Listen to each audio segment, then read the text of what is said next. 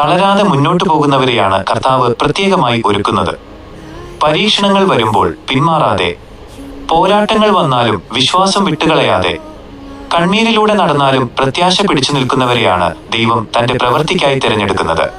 കർത്താവ് തിരഞ്ഞെടുക്കുന്നവർക്ക് വീണ്ടും വീണ്ടും പരീക്ഷണങ്ങൾ വരാം. അതെന്തിന്?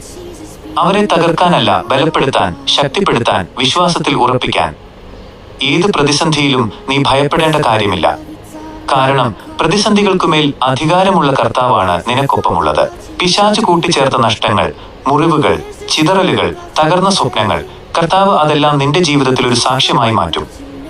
വേദനയെ നൃത്തമാക്കുന്നവൻ, കണ്ണീരിനെ സന്തോഷമാക്കുന്നവൻ, തകർച്ചയെ വിജയമാക്കുന്നവൻ നമ്മുടെ കർത്താവാണ്. പിന്നീട് ആ ജീവിതത്തിൽ പിശാചിന് കടന്നുവരാൻ പോലും കഴിയാത്ത വിധം കർത്താവ് നിന്നെ ഉറപ്പിക്കും. തന്റെ പ്രവൃത്തിക്കായി ഉപയോഗമുള്ളവനായി, പൂർണ്ണതയിൽ നിൽക്കുന്നവനായി, ശക്തിയുള്ളവനായി, ഒരു ദേശത്തെ പോലും സ്വാധീനിക്കാൻ കഴിയുന്നവനായി ദൈവം നിന്നെ മാറ്റിയെടുക്കും. ഇതാണ് കർത്താവിന്റെ പദ്ധതി. അതുകൊണ്ട് നമുക്ക് നന്ദിയോടെ അവനെ സ്തുതിക്കാം. ഇന്നത്തെ ദിവസം നല്ല ഹൃദയത്തോടും സ്നേഹത്തോടും കൂടി കർത്താവിനെ വരവേൽക്കാം. കർത്താവിൽ ജീവിക്കാം, സന്തോഷിക്കാം, വിജയിക്കാം. ആമേൻ.